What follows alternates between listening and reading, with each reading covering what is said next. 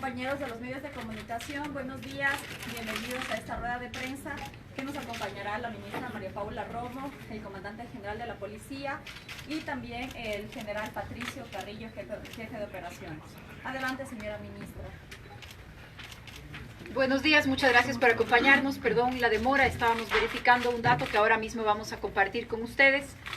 Lo primero es decir que luego de estas horas iniciales que el país recupera la calma, en realidad la recupera con velocidad. Estamos ya hoy con clases reiniciadas en todo el país.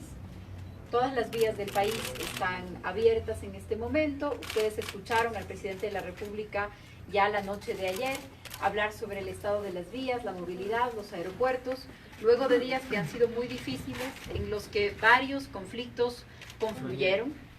Estamos en un momento de mayor tranquilidad. Solo eso. Estamos en un momento de mayor tranquilidad, recuperando la normalidad en el país. En los últimos días, como se lo mencioné hace un minuto, confluyeron varias cosas en el Ecuador, no solamente en Quito, sino en el Ecuador. Confluyó una protesta respecto de una decisión económica, pero esa protesta confluyó con un intento de desestabilización y de ataque no solamente al gobierno, sino a la democracia en el país.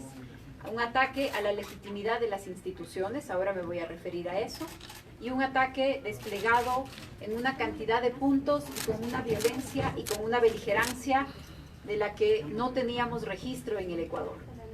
Manifestaciones que se dirijan, por ejemplo, a bases militares, a rastrillos militares. Una de estas noches llegamos a tener 600 personas en un rastrillo militar.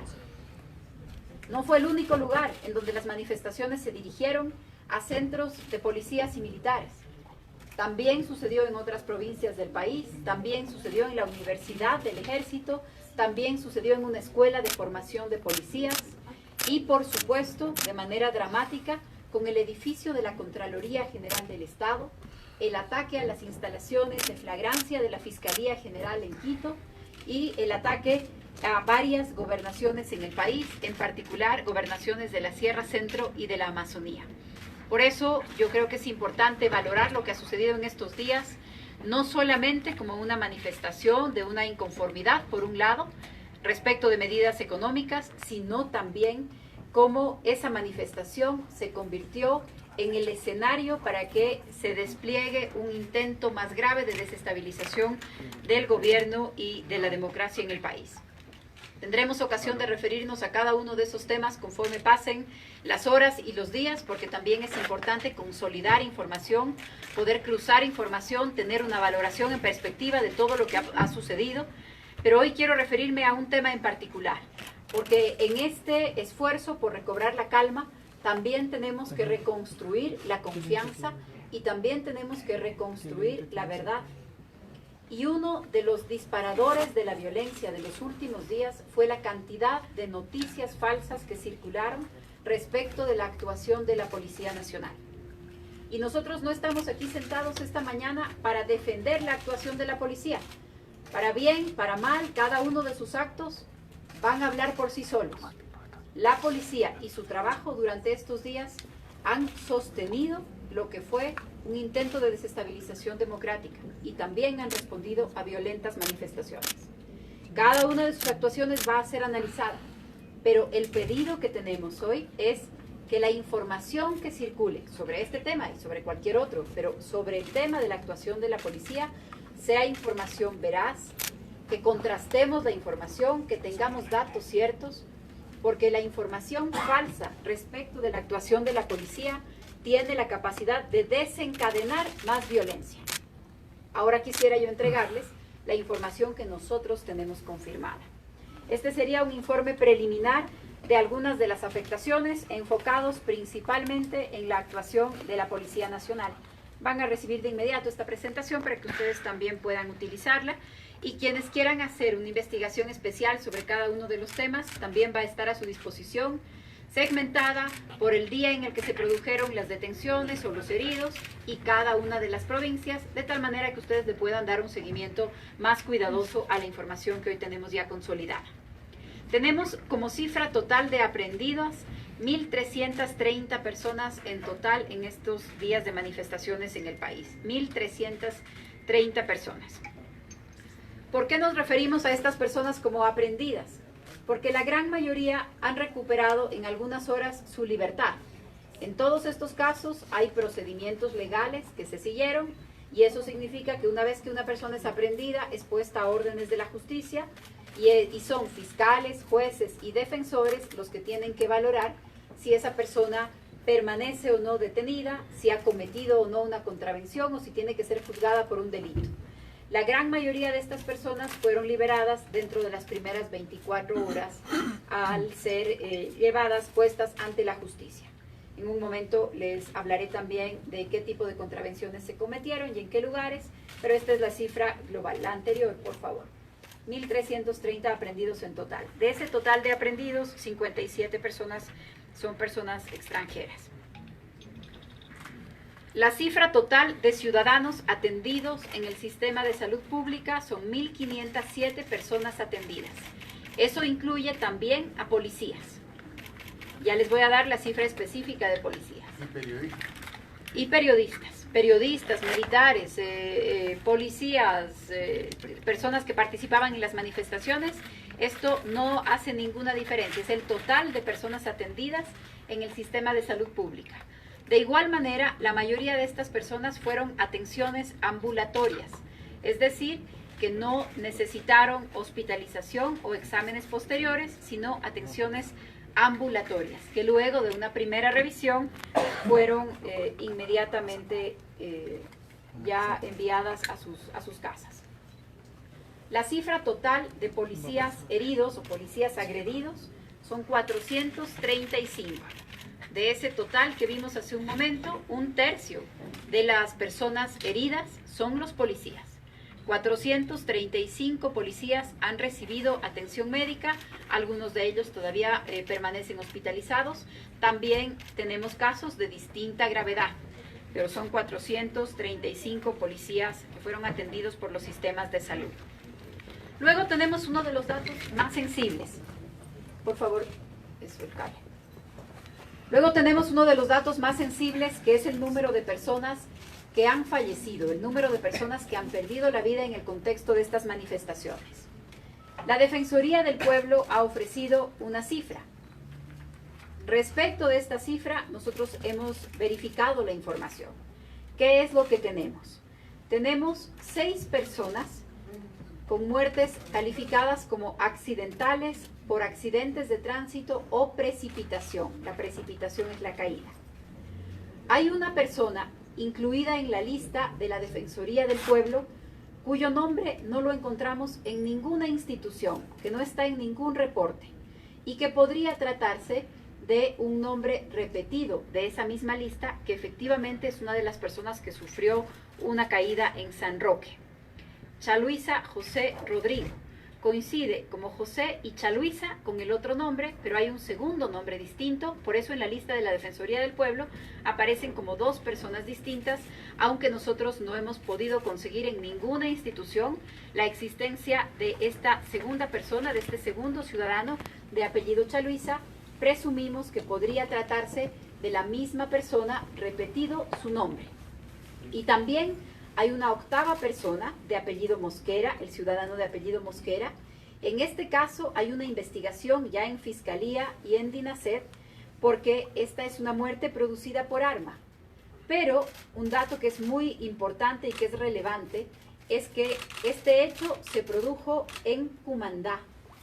No se produjo en las zonas en donde habían los enfrentamientos o la actuación de la policía, y es el hermano de este señor quien lo lleva al Hospital del Sur. Entonces, este es un dato relevante para las investigaciones, para saber si se trata de una muerte violenta que sucedió en la ciudad de Quito o si está de alguna manera relacionada con las manifestaciones. Por ahora, el dato que les podemos decir es que su hermano lo lleva al Hospital del Sur y es su hermano el que confirma el lugar del incidente como la zona en el barrio de Cumandá. Es un dato importante porque en este barrio no se registraron enfrentamientos con la policía en esa noche. Pasemos, por favor. No tenemos ni una sola denuncia de personas desaparecidas. Ni una sola denuncia de personas desaparecidas en el contexto de la protesta. Lamentablemente, algunas organizaciones, algunas personas empezaron a reportar como desaparecidas a personas que en ese contexto, en el contexto de la protesta, de la violencia que se vivió, no regresaron a la Casa de la Cultura, sino que se fueron a otra universidad, o personas que fueron aprendidas y que tal vez en las primeras horas sus familiares o sus amigos no tenían la información de que estaban aprendidas. Pero con el transcurso de las horas y la información oficial, lo que les puedo confirmar es que no tenemos ni una sola persona registrada como desaparecida, ni que se haya puesto una denuncia de desaparición en el contexto de la protesta. Esto es importante y les traslado a ustedes mi pedido. Cuando ustedes escuchen que alguien, una autoridad, una organización, un representante de la sociedad hable de personas desaparecidas, por favor que nos digan cuál es la lista de los nombres. Cuáles son los nombres de las personas desaparecidas para poder activar todos los protocolos de inmediato y poder verificar si se trata de alguna persona que fue detenida o no fue detenida. Necesitamos información real sobre este tema. Ustedes deben haber visto las cifras más grandes acusando de desaparición. Y en este caso, la información oficial nos dice que no tenemos ni una sola denuncia de personas desaparecidas. 202 policías fueron retenidos o secuestrados, según el término que cada uno prefiera usar, pero en la práctica, retenidos contra su voluntad, impedidos de salir de algún lugar en contra de su voluntad, inclusive durante varios días. En total, 202 policías secuestrados en distintas circunstancias, en distintos lugares del país. Y este es un tema muy importante porque el llamado por escrito que se hizo en los primeros días de la protesta de retener policías y militares en ese contexto realmente provocó una escalada en esa violencia. En la mayor parte de estos casos, en todos los casos excepto uno, la policía actuó con prudencia y con paciencia y escogimos la vía de la negociación. Solamente un caso hubo una incursión de un grupo táctico de la policía para liberar a los policías secuestrados que permanecían encerrados por sus secuestradores en una iglesia en un barrio de Quito. Ese es el único caso en el que un grupo táctico entró a hacer una liberación de los policías secuestrados. Afortunadamente, ninguna persona resultó herida. La decisión se tomó porque sus secuestradores empezaron a agredir a los policías y a golpearlos. Ahí se tomó la decisión de una incursión de un grupo táctico. En todos los otros casos, paciencia y prudencia es lo que guió la actuación de la policía hasta que los servidores fueron liberados por sus secuestradores. Tenemos todavía un miembro de la Policía Nacional que permanece privado ilegalmente de su libertad en la provincia de Morona, Santiago. Ese es en este momento el único policía cuya libertad no se ha concretado ya. Durante estos días tuvimos 132 carreteras y caminos principales bloqueados en el país, lo que impidió que lleguen medicinas, alimentos, gas licuado, combustibles a buena parte de las provincias del Ecuador.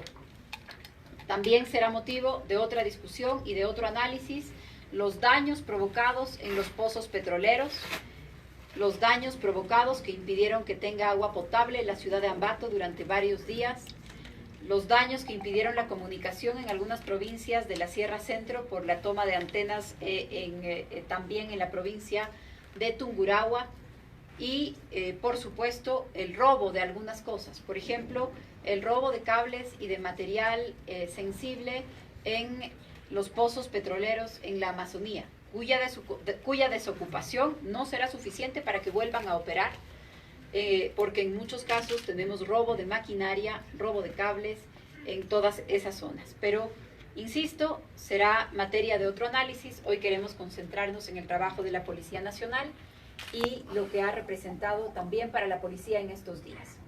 Bienes de la Policía Nacional destruidos. Se han destruido 26 unidades de policía comunitaria.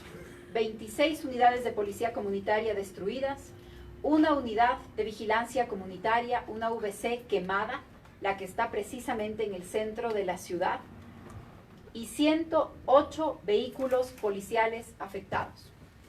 Algunos incinerados, como un patrullero incinerado frente a la Universidad Salesiana, a pesar de que se había declarado esa como una zona en la que no íbamos a tener confrontaciones.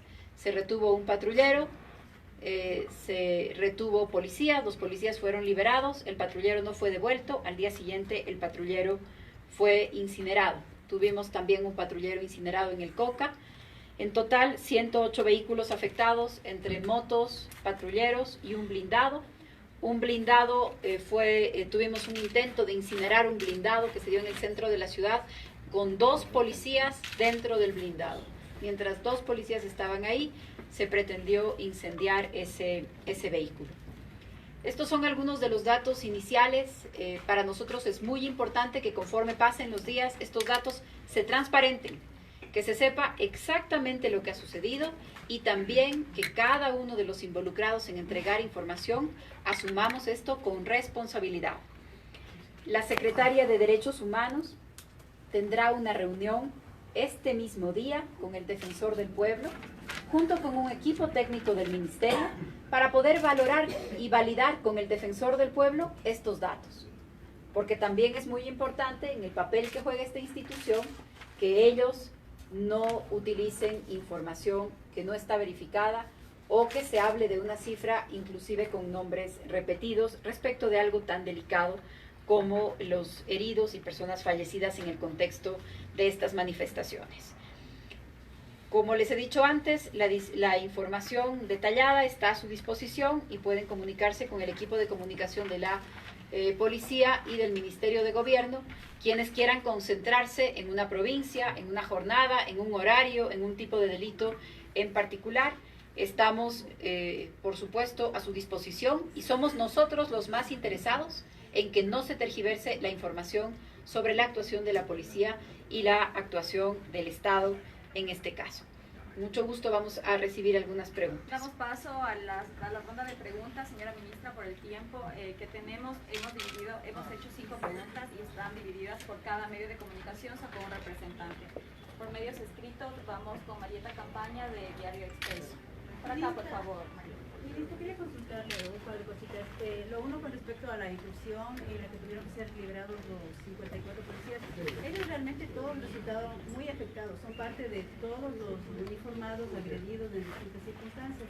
Como institución, la policía, el Ministerio de Gobierno a cargo de, ¿van a presentar alguna acción jurídica? Porque las afectaciones que sufrieron son realmente representativas. Eso lo uno. Y con respecto a lo otro que tiene que ver, en el caso de la Universidad Católica, considerada zona de paz, usted había señalado que pudiera no haberse tratado de policías los que, si se quiere decir, atacaron a los manifestantes que se encontraban ahí. ¿Se ha hecho alguna investigación en ese caso para ver de dónde provino la orden de atacar una universidad? O sea, ¿qué pasó? ¿Cómo mismo se registró ese tema, por favor? Gracias. Empiezo por las afectaciones de policías. Efectivamente, los policías que estuvieron secuestrados en una iglesia en Quito son los más afectados o de los más afectados dentro del grupo que fue secuestrado. Ellos recibieron distintos tipos de agresiones y hay policías que tienen afectaciones de distinto nivel a lo largo del país. Tenemos policías que han sido quemados, algunos en un mayor porcentaje. El policía al que le lanzaron una bomba molotov sobre él, es decir, que le bañaron en gasolina, y el policía que recibió esas quemaduras. Estamos haciendo todas las gestiones, probablemente va a ser atendido en un hospital en el exterior para que sean tratadas sus quemaduras. Tenemos 2 policías que perdieron uno de sus ojos por los impactos recibidos. Ellos también han sido operados y por supuesto estamos trabajando para completar su tratamiento y conseguir las prótesis que sean necesarias. Tenemos policías que han perdido su dentadura, algunos de ellos toda la dentadura frontal por la magnitud de los impactos, y por supuesto policías que también han sido afectados, además de física, psicológicamente, por el tipo de agresión al que fueron expuestos.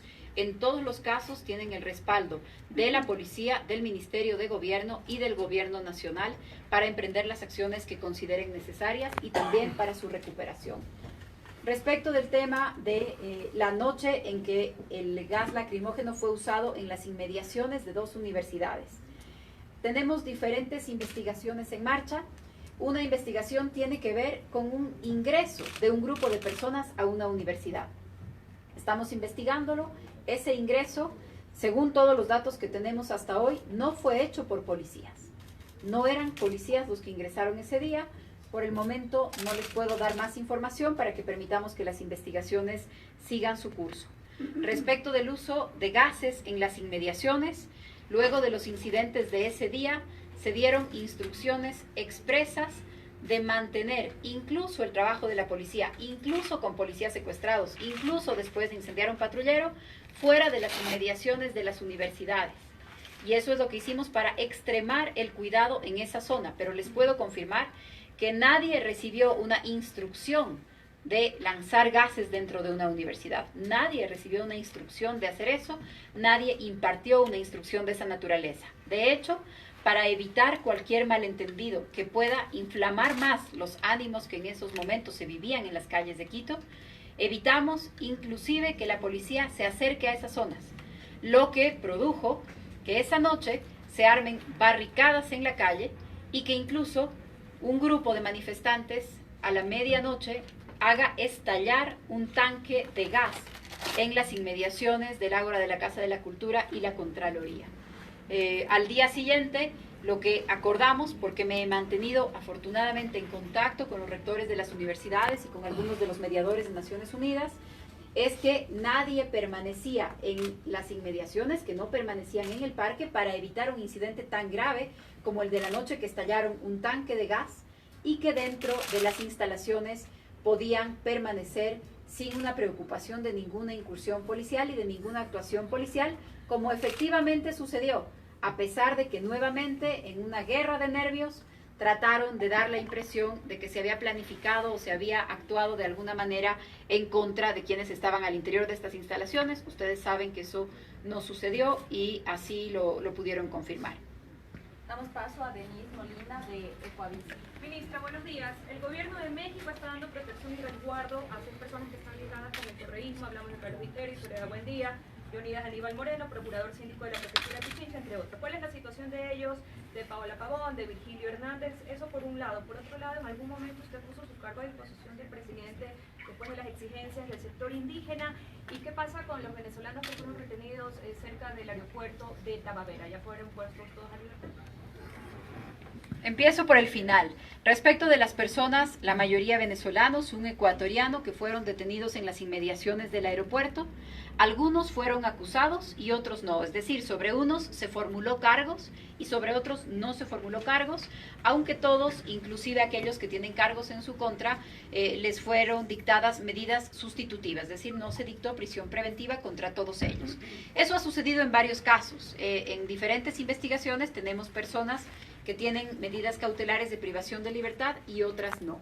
Una vez que la policía hace su trabajo y pone a alguien a órdenes de la justicia, de ahí en adelante el trabajo es de la justicia. E incluso las investigaciones que están en manos de la policía son conducidas por la fiscalía y luego son valoradas por los jueces.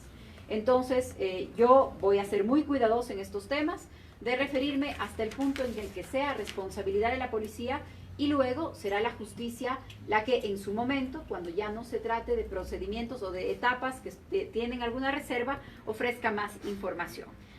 Es lo mismo lo que voy a decir respecto de personas que han pedido asilo en una de las embajadas de la ciudad. Ese es un tema que tendrá que manejarlo la Cancillería del Ecuador y el canciller, la Cancillería tendrán que pronunciarse en lo que corresponda. A ver, señora Hernández, ¿Cuál es el paradero, señor Hernández? Teníamos conocimiento de que se lo estaba buscando por la orden que pese en su contra, pero... No voy a hacer ningún comentario hasta ahora. Efectivamente hay un proceso en el que varias personas tendrán que darle explicaciones a la justicia sobre su actuación de estos días. Y imagínese si yo le digo cuál es el paradero. Estaría haciendo muy mal nuestro trabajo.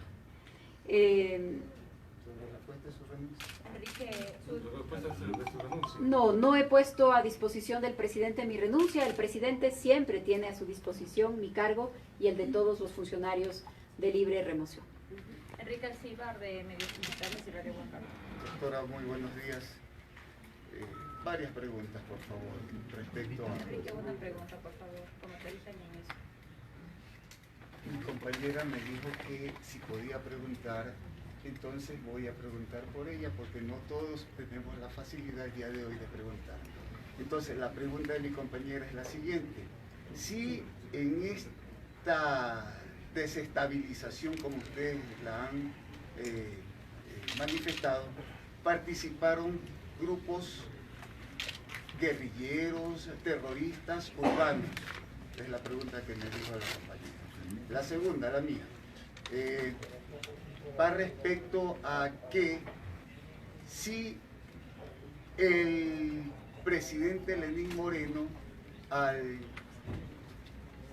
sobrepasar este momento crítico de no haber caído como los 3 gobiernos que cayeron en el levantamiento, está fortalecido en este momento.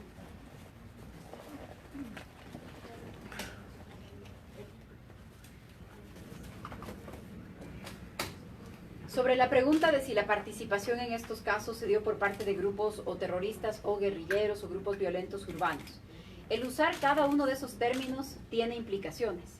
Tiene implicaciones respecto de la actuación de la policía, tiene implicaciones respecto de la magnitud de la respuesta y del uso de la fuerza. Por eso nosotros vamos a ser muy cuidadosos y solamente cuando podamos diferenciar cada una de las cosas que pasó, vamos a calificarlos con esos términos cuando corresponda. Pero, por supuesto, el atacar una base militar, el atacar un rastrillo militar, tiene características como las que se encuentran en el tipo penal del terrorismo. El atacar con explosivos las instalaciones públicas tiene características que están tipificadas en ese tipo penal. Hay otras cosas que están tipificadas como actuación violenta, como ataque y resistencia. Es decir, cada una de las actuaciones que se dio va a tener una calificación distinta y yo espero que el paso de los días también nos permita diferenciar qué sectores estuvieron detrás o en primera fila para actuar de determinada manera, y eso tiene que enfrentarse con la ley, con la justicia, con el Código Penal y calificar sus actuaciones según a cómo se ajusten sus actos a lo que dice el Código Penal, y ese es el siguiente paso que esperamos. Me preguntaba también si es que después de estas jornadas de protesta, de desestabilización, de violencia, que no tiene precedentes en el Ecuador, el presidente o el gobierno está fortalecido. Permítame decirle que yo creo que nadie puede pensar que estas jornadas resultan de alguna manera exitosas o beneficiosas. Nadie ha ganado. En un enfrentamiento del nivel de violencia que hemos visto, en el que han estado en riesgo la vida y la integridad de tantas personas, no solamente de los que se manifestaron, no solamente de los policías que se defendieron de agresiones, no solamente de aquellos que recibieron los voladores usados como proyectiles en tubos de PVC, no, también estuvo en riesgo la integridad de los pacientes de diálisis que no pudieron llegar a sus hospitales, de los ciudadanos que no participaron de ninguna manera en esta confrontación, a los que no les llegaron las medicinas, de los ciudadanos a los que les cortaron el agua potable. Es decir, hay tantos y tantos ciudadanos en todo el país afectados por estas jornadas que de ninguna manera alguien puede hacer una lectura victoriosa desde ningún sector, y esa es nuestra posición. Pero creo que si podemos rescatar algo de lo que ha sucedido, creo que lo que ha prevalecido es la cordura, lo que ha prevalecido es la prudencia, lo que ha prevalecido es la democracia. Aquí está el Estado, aquí están las instituciones del Estado funcionando, más allá del ataque a sus edificaciones. Aquí estamos los ciudadanos tratando de recobrar la paz y tratando de emprender un momento de reconciliación y de justicia, porque no hay reconciliación sin justicia. Parte de la reconciliación será también esclarecer la participación de cada sector en los hechos violentos que hemos vivido durante los últimos días en el país. Ministra, Vamos quisiera que me deje dar una pregunta, por favor, compañeros, vamos respetando el orden. lo y que eran pasa es 5 de que preguntas. queremos Vamos con contratar el- a Señora los ministra, medios buenos digitales días. comunitarios. A nombre de algunos colegas de la prensa extranjera, había un interés para saber si ustedes consideraban que existían guerrillas urbanas acá, pero respondió en parte, pero reorientado eso, ¿ustedes fueron sorprendidos por lo que pasó? Se está criticando mucho los organismos de inteligencia, diciendo que no leyeron un montón de cosas. ¿Fueron sorprendidos? ¿Van a reorientar el trabajo de estos servicios de inteligencia? ¿Qué pasó para que el gobierno parezca tan sorprendido por lo que pasó? A ver, lo que ha pasado en estos días salió de toda proporción de lo que nosotros hemos conocido con anterioridad y de toda la información que teníamos, y ha tenido diferentes fases también en donde el conflicto fue escalando, en algunas de ellas de manera imprevista. Después de lo que ha sucedido, vamos a tener que hacer muchas valoraciones sobre la respuesta de los equipos de emergencia, muchas valoraciones sobre la respuesta en el uso de la fuerza. La policía nunca ha debido enfrentar manifestaciones de este nivel de violencia y de agresión, nunca. Nunca hemos tenido que custodiar varias instalaciones públicas al mismo tiempo. Nunca hemos tenido que defender rastrillos policiales, militares, escuelas, universidades, Contraloría, Asamblea, Plaza Grande, gobernaciones en todo el país, carreteras principales, agresiones a ambulancias. Tengo por aquí el dato de las ambulancias y se los voy a comentar, pero creo que fueron 42 ambulancias que fueron agredidas. Es decir, un nivel de enfrentamiento en el que no se respetó ni las mínimas reglas que en niveles altísimos de conflicto se respetan. Este es un escenario completamente ajeno a lo que la policía o las Fuerzas Armadas o el gobierno nacional o sus sistemas de inteligencia han tenido que enfrentar antes. Un nivel parecido de intensidad y de violencia al que se enfrentó en las calles del país, también se enfrentó en la comunicación. Y creo que eso también es algo que vale la pena señalar. El ataque en redes sociales, la cantidad de información falsa, la cobertura que hizo en vivo el canal público de Rusia de todo lo que estaba sucediendo en las calles, llama la atención que una protesta haya sido transmitida en vivo por el canal público del gobierno ruso. Hay muchas cosas que todavía vamos a tener que aclarar y que valorar. Fue increíble el ataque sistemático, por ejemplo, a través de información. Teníamos ataques planificados, por ejemplo, a la legitimidad de la policía.